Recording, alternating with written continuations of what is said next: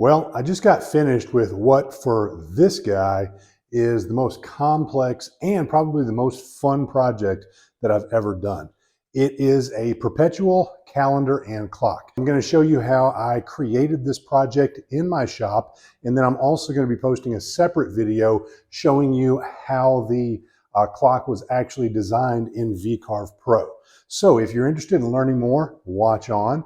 And once everything's ready, if you go to my website, southpawdesigns.com without the U, you're going to be able to find these plans to download if you would like. So let's dig right in. Okay, to begin with, I'm going to get my wood ready. These are going to be the wheels, and I am using cherry. This is some wood that I got from a friend who basically has it rotting away in a barn, and so I snagged a bunch of it, and I'm using it for projects. It's a little bit chewed up, but I was able to mill it down on my planer and joint it up pretty well. I do need to take a little time to figure out the best way to organize it. You'll see right here, there's actually a couple of cracks in there. So I decided to give this a shot. This is a little tip that I had seen on a video on YouTube where you actually put the glue in there and then use your shop vac to pull that glue into the wood so that you can seal that up. And it actually worked really well. Okay, the next step is to do my glue up, but I accidentally forgot to record that. So you just get a little clip of me cleaning the dried glue off of my bottle. Okay, so now once the glue up is done, I'm going to go ahead and sand it down. Now most of this is going to end up being cut away anyway, so not a big deal, but I still want to make it look good. I do sand it to a 220. Then it's ready to go on the CNC. Now, a lot of the time I'll simply use CA glue and tape, but with something this big, I really wanted it to be secure, so I am screwing it down. It's about time to replace some of that spoil board anyway, so I'm not worried about messing it up. And it took a long time to cut here. I want to say the wheels are probably the longest part of this entire project. The wheels themselves. Cutting out all the letters, numbers, and then cutting out the wheels themselves at about 0.8 inches thick took a little over 2 hours. So from here, we're going to move on to cutting out the circles. And I did make a little mistake right here, which you'll see in a second. I originally had the wheels set to 1/2 inch thick, and then I reworked it so it was 0.8 inches thick. And I must have just forgotten to copy a couple of the files over onto my jump drive because the first couple of wheels cut out just fine. But then it didn't cut all the way through on the rest of them. Easy enough fix. All right, you can actually see what I'm talking about right here. The first couple cut through, but the last couple didn't. And I'm not exactly sure why. I'm 99% sure it was user error. All right, so the fix for that is to pull out the handy dandy reciprocating saw and cut it away. A little bit of a pain that I could have avoided had I paid closer attention, but life goes on. And then to clean it up, I'm just going to use my handy dandy palm router and clean up those edges, and they go pretty quick and easy. Again, another step that I can fix in the future. And now let's actually start cutting out the clock face. One thing that I really like about the design as I created it is the fact that the bottom part can be customized. I think this is a great idea for you to really showcase your work, be able to customize these projects for your customers. And so I just chose my last initial, which is L. Now I'm going to move up to the top with a 1/4 inch bit, and I'm going to cut out the pockets. Now I'm only going about 3/4 of an inch through because I'm going to flip it over on the other side and I'm going to cut out the tracks. So here we have the pockets taking shape.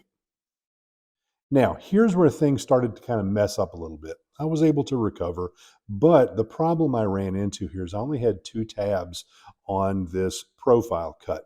And it actually came loose from the material.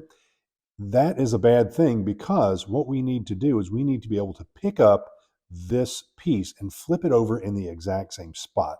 Now, because of the fact that it came loose, I lost a little bit of the security and I had to hold it down with some clamps that you'll see in a moment, caused a little bit of a problem. All right, and here's the key part.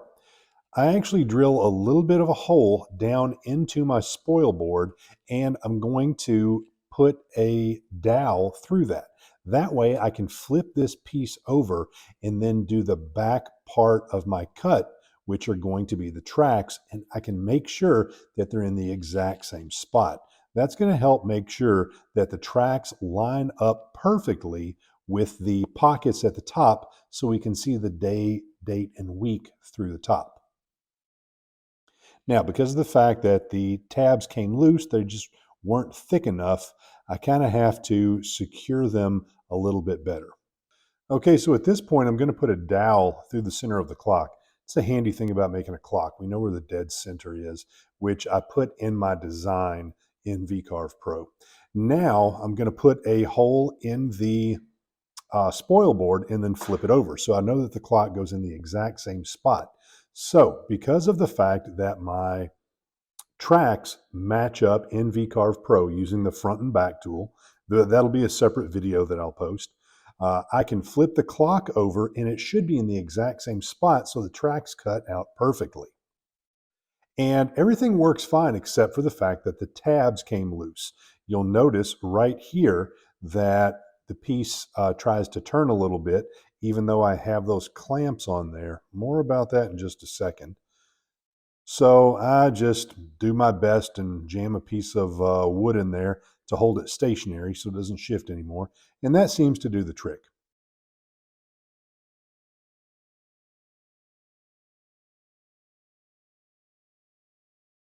All right, now it's at this point that I knew I was getting ready to mess up.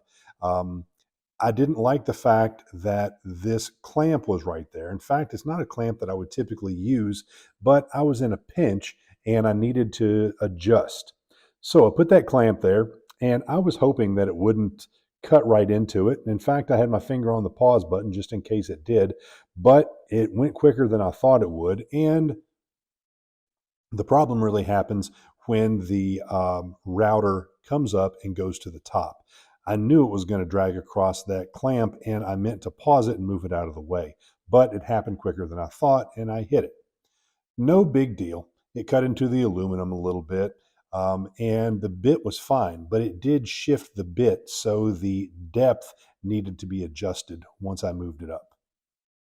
So at this point, I pause everything and I drop that bit a little bit and I check it with my calipers, and it actually ends up being fairly close. It was a little bit off, but for the first time, I'll live with it.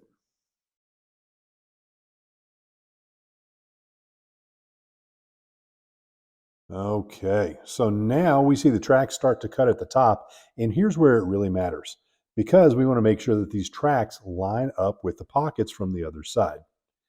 And here we have the money shot. So we actually see it cut through. And despite the issues that I ran into, it lined up perfectly. So putting a dowel through the center of that clock, because of the fact that it does turn on that axis right there, even though I got things a little bit off, it still ended up lining up absolutely perfect. Okay, so let's go ahead and pull it off of the CNC and look at all of the sawdust that I'm going to have to clean up. So let's check out the moment of truth and see if the wheels fit into the tracks. Okay, it's at this point that I realized that the tracks and the wheels don't quite line up. The tracks needed to be either slightly bigger or the wheels needed to be either slightly smaller. When I designed it, I left 0.1 inches. I knew I probably should have made it a little bit better. So I'm going to go back and I'm going to tweak my design to give it about a quarter of an inch difference so that the wheels will spin much more freely. In this situation, though, I'll just use my palm router and I'll cut into it. Now, I'm not great with freehanding a palm router, but so I'm going to do what I can. The only saving grace to this is that it's on the back of the clock, so nobody'd ever see it. So it's going to be kind of rough looking. And I'll live with that. It's at this point that I also realize, oops, I forgot to cut in the box so the clock mechanism can fit. So I'm going to pull out the palm router and I'm going to try to manually cut that out. I couldn't think of a better way to do that. Now, that ends up being a recipe for disaster right there because at some point my bit shifts.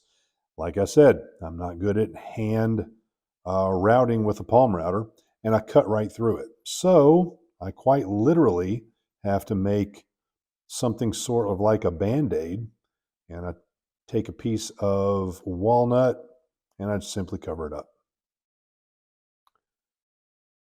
All right, at this point, let's go ahead and paint. Now, I decided to use spray paint, and I'm going to spray paint the numbers and the letter. Um, and it was okay, but in hindsight, uh, I rather would have used acrylic paint. So I do go back and I pour some acrylic paint in there, and then I let it dry overnight. If anybody has any suggestions for better ways to do this, please let me know. If you watch any of my other videos, you will find out very quickly I'm not good at painting and I'm not that good at finishing. So every project that I do is a chance to learn and get better. Please give me your suggestions. So it's the next day, and now we're going to come down and we're going to sand everything off. Now, I put a coat of shellac on there before I painted it. I should have put a couple of coats on because that paint did get down into the grain slightly, but it wasn't bad. I was able to get it off. So sand, sand, sand. Now's a good time to listen to some music or a podcast. And then I decided to use some paste wax on the tracks and the wheels to help it spin a little bit easier. And it works out pretty well.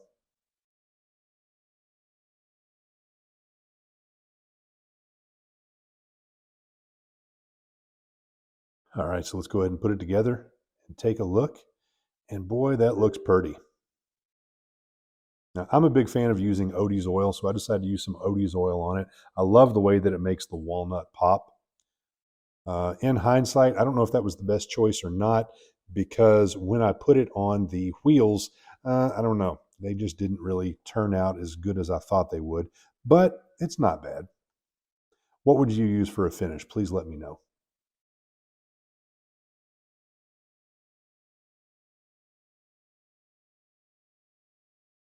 Now it's time to put the clock mechanism together. I've got a link down in the description for the clock mechanism that I use. Now I did have to fix the back a little bit. The wheels ended up being a little bit too thick, so I had to put a little bit of wood right there to make the clock stand out so the wheels wouldn't hit the wall. In hindsight, simply putting a couple of French cleats on there would have accomplished the same tasks, and I think it would have been easier to mount on the wall.